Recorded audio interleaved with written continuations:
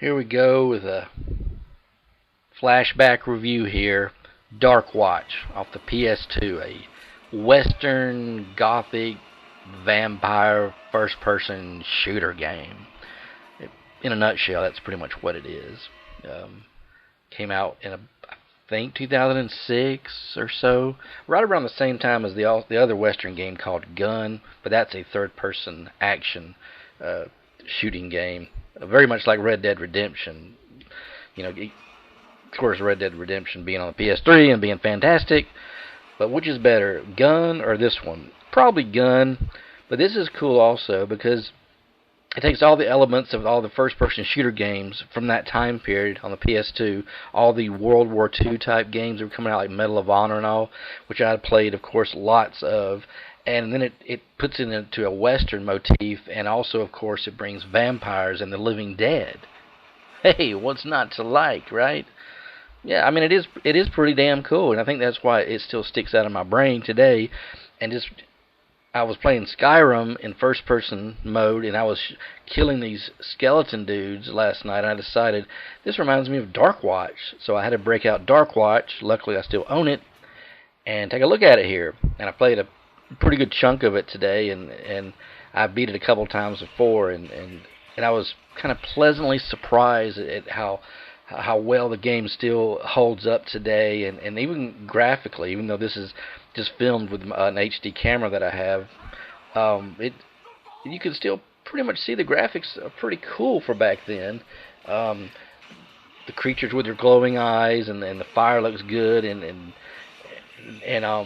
everything's fairly fluid with the game. But the story's a little funky. You're this dude named Jericho Cross, who's just a train robber, and you decide to rob the wrong train, obviously. This is back in the 1870s, when I guess that happened a lot, and it just happens to be full of vampires. Well, there's this really evil dude. I'm not giving anything. This happens like within the first 5 minutes of the game. He's Lazarus, and you kind of release him by accident, and then his army of the dead, as you might say, starts to be unleashed upon the Wild West, and the Darkwatch is actually like a brotherhood. Now it sounds like Skyrim. I've been playing Skyrim a lot too, but the Darkwatch is out to kill the vampires. But accidentally, you as Jericho, actually you can change your name at the beginning, which is kind of cool to be. You can play as your own character. You can play as Sir Fubar. Doesn't really matter. But your character kind of accidentally becomes a vampire, and I'd kind of forgotten until I played this opening part how he became a vampire. And it kind of goes from there, and but even though you are a vampire and you're getting more and more vampire type powers, you are still on the side of good in a way, because you're working with the Darkwatch. And I kept thinking, why is this like a rail shooter in this beginning part? But I was like, well, it opens up later. You just have to get through this opening part, and there's another little rail part where you're on a horse, and you basically, the horse is going, on his own, and you just are shooting things up in the air and around you, and trying to kill that Lazarus dude, and who's the main enemy. But then after that, then you get to this little cemetery part, and the game starts to open up and show you more cool mechanics of the game. And one of the first ones is called the Blood Vision, which you can see here, and it's pretty damn cool.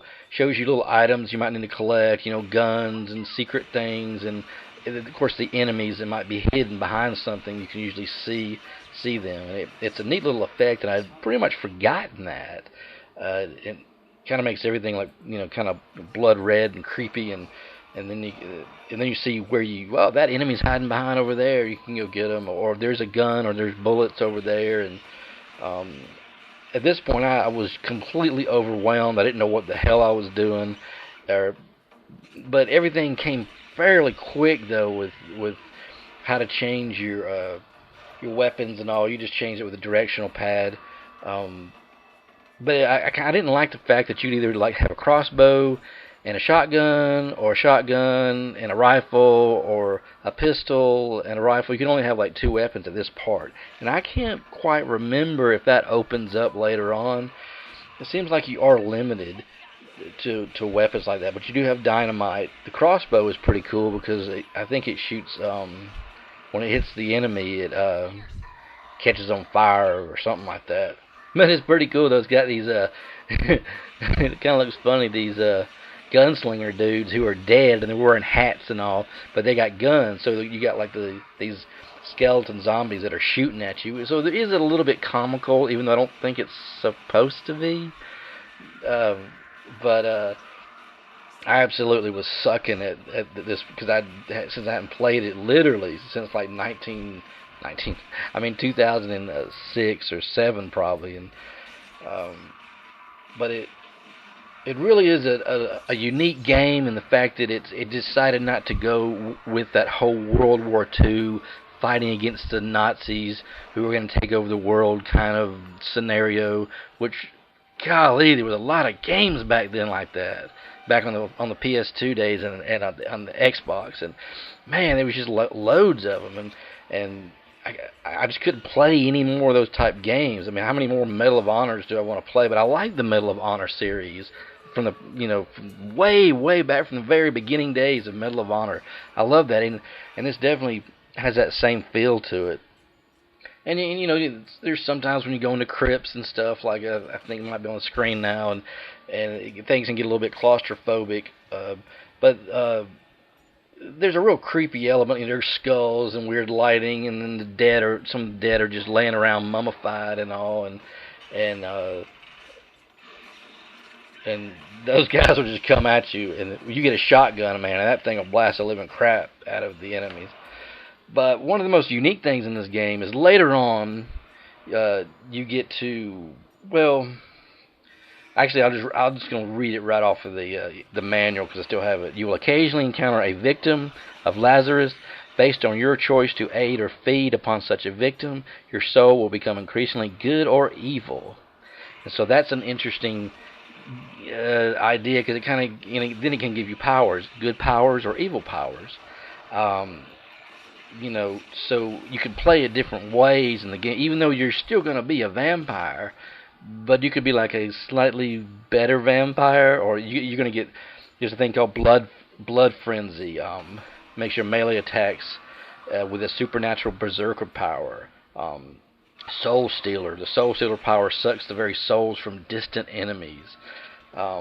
Things like that's like the evil powers, and well, it gives you an incentive to possibly play through it a couple of times, at least twice, before you don't play it again.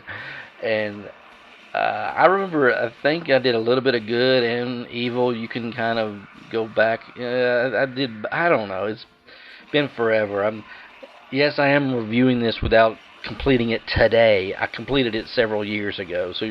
But trust me, I do know that this is a pretty cool game, and it has some interesting features to it that a lot of games at that time didn't have. But I mean, is it survival horror film? I mean, the game, well, it could be. I mean, sort of. But it's really just a first-person Western action thing that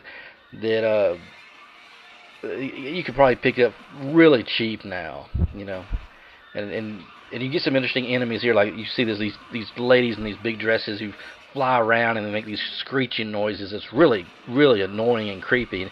And you gotta shoot off their arms, and if you shoot their heads off, and they kind of explode in this purple, misty blood stuff. And that's pretty. And this is just all in the very first 15-20 minutes of the game. The only bad thing I could say about the game is it's kind of short. I don't think it's over 8 hours, and I think some people online beat it in like 6. I can't remember how long it took me to beat it. I may go ahead and play through, and then maybe I'll write that in the description. But I give it, on 1 to 4 stars, I give it 3.4. It's a fun game. Try it out if it's find it somewhere cheap.